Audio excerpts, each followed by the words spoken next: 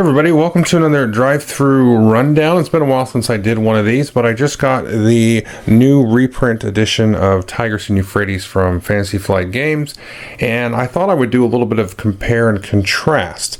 Now, I've already done a full review, a rules walkthrough and everything for Tigris Euphrates some years ago. I'll go ahead and put a link to that description there if you want kind of a more exhaustive rules overview. But I thought I would go ahead and compare the components for these, as well as some of the rule changes and basically advanced variants or optional variants that come with the new Fantasy Flight version. So first you can see here the box covers, and this one is a little bit more eye-popping, I guess you could say. This is a little bit more, I don't know, basic or something. It doesn't really stand out. It's a little plain. There's a little bit more contrast in the colors here and all that kind of good stuff. This one has a little bit more wear and tear on it. I've had this for a while. But let's go ahead and jump into more of a comparison. Now, just a quick kind of component and packing note. You can see here the game has been unpacked, and it is not like all of the Fantasy Flight inserts that you normally will see. It's a little bit different. You've got a board here. You got the rules. I'll talk more about that in a minute. And then I've got the plastic pieces. There was some minor assembly required. I'll show you that there in a minute. It's got a nice little divider so you can put your shields here. And then some of these, it didn't come with all these bags, so don't expect to get all the bags, but I grabbed some extra bags. And then on here, underneath the flap, I've got the replacements for the wooden cubes, which are these little chits here, which I'll show you. And then, of course, this cool bag that has all of the tiles, and it's got this nice emblem on there, and then you're going to grab tiles out of there. So anyway, that's kind of what the insert looks like. Now here we can see the boards, and actually underneath the new board, you can see the old board there. And so you can get a little bit of a side-by-side comparison in terms of the size and then the illustration. This one, I'm just going to throw out some randomly subjective opinions. I'm not really sure which one I like best. This one, even when it came out, when I first saw it, it looked kind of funky and antiquated and sort of a different kind of watercolory kind of weird thing. I don't know. So if you look at that, I mean, it's kind of supposed to be like mountains or something with, you know, different rivers, and then sort of just kind of washes of watercolor. Not awful. It kind of grows on you after a while. It has a little sort of antique feel to it, so to speak. Maybe kind of an oriental vibe with, you know, a lot of the more pronounced lines that you see in a lot of Japanese and Chinese art and stuff from that from older periods. Not really, though. Not as good as that stuff usually is. But then now you have the new board here, which is the same map on this side, and it's got sort of a nice washed out feel, but it's a little bit more contrasty, I guess you could say. Now, this one comes with an advanced map, and I do not have ever had the old versions, some of the other versions. I think this is pretty old. I'm not sure how old this one actually is, but there was sometimes a map on some of the other versions, which I don't have that one. But this new Fantasy Flight one, they call this one the advanced map, and this, it actually has 4 more locations where you're going to have the treasure tiles. And they do a cool thing here on both sides of the map, or if I zoom in there, you can see some of these are outlined, and if you remember the rules, you need to take, sometimes when you connect different temples together, you sometimes have to choose the ones on the outer edges. Well, on this map, it's sort of hard to tell, so they go ahead and outline those. So you say, okay, if I have the choice to choose, then I have to choose one of these here. So, and the river's a little bit different. Now we can compare the tiles. Not a whole lot of difference here. These tiles, of course, are a little bit smaller, and they have more sort of indicative of the time period reliefs instead of painting. So they have the same sort of functionality where you've got your farmers and your sort of politics or your king tiles, and then your more religious tiles, and then your merchant tiles. But it's a little bit more in tune with the theme, I guess, than these paintings, but these aren't entirely unthematic either. Probably I like the new ones a little bit better. And now we'll go ahead and compare the player tokens from the game. So here, if you remember the game, like one player will be the donkey, one person will be the vase, and so on, and the lion, and then you get one of each of the 4 colors. Well, you've got the similar thing here, of course, where you have, here are the different lion tokens, and you know, you've got the little bow and arrow tokens there. And then you've got the donkey. In this case, it's not really a donkey. It's more like a bull. I guess that's a bull too, but we always call it the donkey. And then you got the little pots there. I got to say, I think I like the new ones better again. It's going to be a recurring theme if you haven't found out yet. They're a little bit more easy to tell apart because they're more distinct shapes instead of just a circle with a little painting on them. These kind of do break the theme a little bit. For me, part of the theme of the game was also the pieces, and it felt like an ancient game that maybe you dug up, and maybe that, this would be something more likely to dig up with a little wooden piece with some paintings and some plastic molds. But I think for usability and look on the board, these are going to be a little bit better. So now we'll go ahead and compare the monuments. On the left side we have the old ones, on the right side we have the new ones, and these of course are the wooden ones here, and you can always kind of take these apart.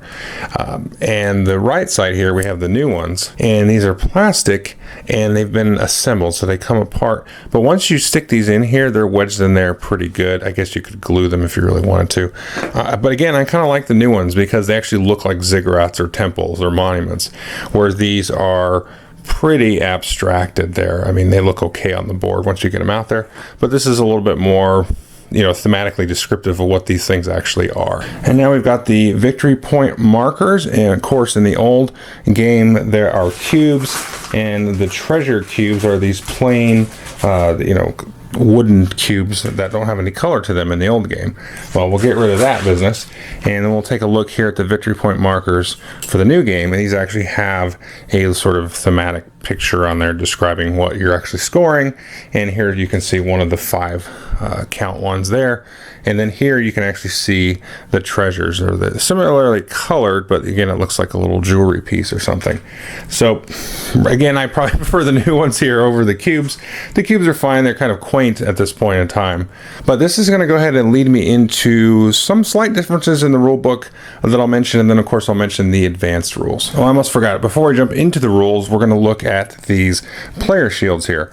Now these are pretty similar between the games. So you've got a shield here, it's going to have your little player logo on the front there, and then on the inside it's going to have a little bit of reference information. Now the new ones here, you can see this one is sort of made out of the same flimsy player shield that you can get out of the other one. But the thing is that's interesting about this is it's a little bit clearer to read, and in general the rules are actually probably a lot clearer. Now I'm coming at it from someone that has played the original game already, and so I kind of have worked out all the confusion that can sort of happen with the rules in this game. But let's take a look at the first thing. So here you've got conflicts. Well, in the old game it was internal conflicts and external conflicts, and people's eyes will roll back into their head when you say that. But if you call it revolts versus wars, or basically internal conflicts versus external conflicts there, that's a little bit easier to ingest, and the way it's explained in the rules is a lot more thematic and makes a lot more sense. And you can sort of see some of the different special abilities here on the tiles and the leaders, and so they do some slight things, and part of it is also the victory points are not just called green victory points and stuff. It's trade and temple artifacts and food and all kinds of stuff like that. So it's a little bit easier to get into, and you have that kind of descriptive language, and the rules are a little bit more sort of trimmed down, and sort of some of the fluff has been peeled away. So I think the rules are going to be a lot better for folks just learning the game for the first time. But I will say probably my one disappointment with the new edition is they've kept these kind of flimsy ones. Now I've had these ones here for a while, but you can see they kind of get bent and things and dinged, and they've held up. I mean, they're really kind of flimsy, but honestly they hold up. So I don't know if it's that big of a problem, but you do see a lot of new games nowadays with these cardboard things that you basically, it'll be like a 3-piece thing that you slide in, and it's thicker cardboard than this cardstock paper. So that would have been nice, but I'm sure that was probably a cost, benefit analysis kind of thing. Now, one sort of humorous note about the rules is it's a Fantasy Flight game and it only comes with 1 rule book, and the old one actually comes with 2, but Fantasy Flight now normally has a game with 2 rule books. Anyway, it's kind of funny. But this has a lot of sort of extended descriptions, and it gets kind of overwhelming to first read. At least that's how I remember it being. But as I said, the rules here are pretty pared down, and there's not really any extra chaff, but there all are so different examples and illustrations and things that help you, figure out different situations. Now, there is now a couple of advanced variants. So if we take a look here, now it does have, you can see here, the English variant, and that is in the edition that I have as well. So I won't talk about that, but let's talk about a couple of these advanced variants, namely the civilization buildings, which are new. I showed you the advanced game board, which you're looking at here. Again, it has 4 extra temples and some differently marked temple spaces, and then there's also the wonder variant. So let's take a first look at the civilization buildings. So here's sort of an example scenario. Now you can see we've got a little line possibly of red tile. So if someone were to come along here and create a contiguous line of 3 or more tiles in the same color, then they have the option to put out one of these civilization buildings, and you go ahead and mark one of the tiles with that. Now, once you do that, once you add a tile to that spot, this color is actually going to generate 2 victory points or 2 resources of that given color. And this still actually works for the king or the black leader, because remember, if you're not familiar with the game, whenever you add a tile, you get a victory point of that color if you have a guy of that color, but the black guy is sort of a wild one, and they can eat all of those victory points until there's somebody legitimately of that color there. So again, once you have the civilization building there, then instead of 1 victory point, you're going to get 2 every time. And this is kind of like a longest road kind of thing. So if somebody else builds a longer contiguous line, then let's say they build 4 or 5, then they can actually take this and then move this over to wherever that line exists. So that's kind of an interesting thing. And again, there's 1 for each of the different colors in the game.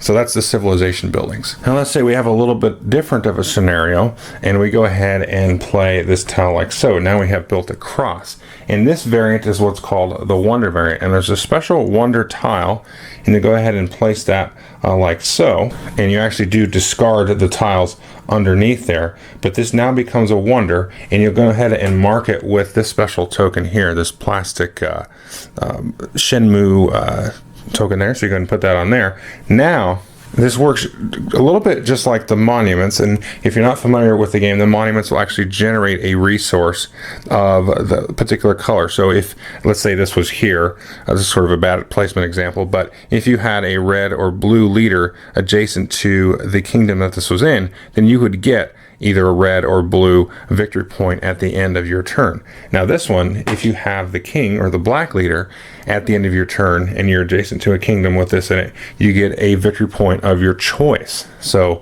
it's kind of like a super monument, but it only really works well for somebody that has the political leader or the black leader. So that's the basic gist of the changes that are in the new game, and I'll tell you right away that this to me is now the definitive version of the game to get.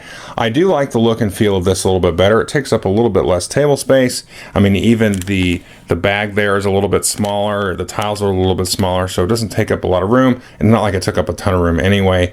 I do like the plastic pieces, but what really kind of seals the deal for me are these 2 variants, the civilization buildings and then the super wonder variant. And you don't have that in any of the other different editions. And then you've also got the map, which I apologize, but I don't recall if this map was in some of the other editions. There was an edition that had 2 maps, but I want to say it was like a 2-player map on the other side. And this is a game I would never really ever play 2 players. It's kind of pointless. I would only play it 3 or especially 4 players. But again, these cool variants seem like they're going to be pretty awesome and pretty fun. It's definitely going to spice up the game if you've played it 100 times and you want to try something new. So I would definitely take a look at this when it comes out for sure.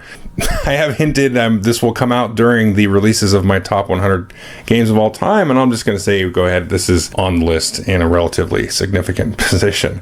So I just want to get this one out though, and then I'll talk more about the game actually in that top 100 video. So anyway, thanks.